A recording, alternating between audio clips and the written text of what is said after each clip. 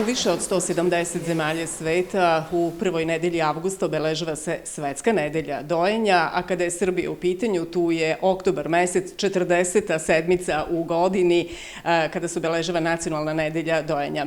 Evo, prva je nedelja avgusta i u opštoj bolnici Stefan Visoki u Smederevskoj Palanci na neki način simbolično se obeležava ova nedelja, doktorka.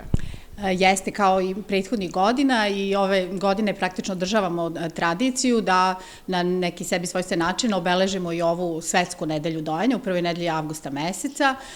Svakodnevno sprovodimo rad sa majkama gde im nagoveštavamo prednosti majčinog mleka i uopšte prednosti dojenja.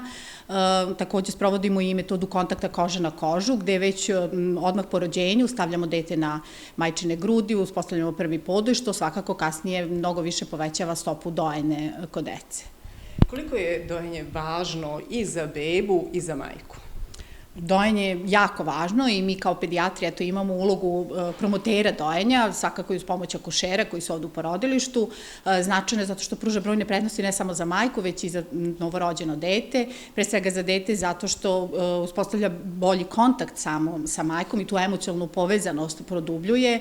Zatim zato što dobija sve hranljive materije koje su mu neophodne u prvim tim danima života, pa kasnije mu u životu smanjuje mogućnost za brojne bolesti, hronične, metaboličke, alergije, astme, gojaznosti i tako. Naravno, pruža pogodnosti i za majku koja počinje da doji to dete, ona se brže oporavlja posle porođaja, manje je krvarenje, manje su neke emocionalne nestabilnosti koje mogu kod nje, znači bolje je povezana praktično sa svojim detetom.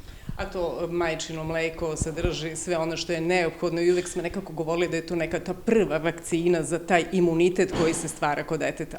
Jeste, upravo to prvo majčino mleko koje se već u prvim satima po rođenju luči, takozvani kolostrum, ono sadrži praktično sve neophodne sastojke od brojnih imunoloških faktora koji pružaju zaštitu tek rođenom detetu do raznih mikro i makronutrijenata koji se nalaze, znači masti, ugljenih hidrata, proteina i tako sve ono što je neophodno detetu upravo kad se rodi, pa i kasnije. Koliko je preporuka da se doji?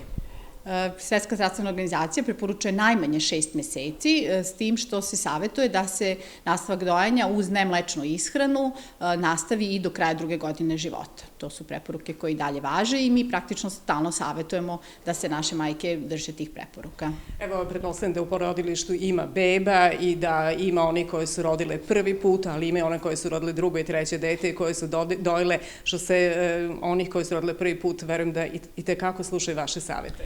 Jeste, njima je to sad prvo iskustvo, one su vrlo pažljive, ne kažem i ove druge majke. Ja bih samo da napomenem da mi u našem porodilištu imamo baby friendly program koji se već godinama unazad sprovodi, ali i osim toga i taj kontakt koža na kožu koji poslednjih godinu dana se jako uspešno sprovodi. To je metoda kojom tek rođeno dete stavljamo na grudi majke gde one i dalje imitiraju praktično tu intrauterinu sredinu gde dete na neki način se bolje zagreje kad je uz majku, omogućena mu je mikrokolonizacija, odnosno da uspostavi tu svoju crevnu floru na bolji način i primetili smo da ta istraživanja pokazuju da ta deca su mnogo smirenija, manje plaču, imaju stabilnije otkucaje srca, disanje, kasnije ta deca mnogo bolje i duže doje. Tako da, eto, to su nam neka iskustva koje primenjujemo i kod nas u porodilištu.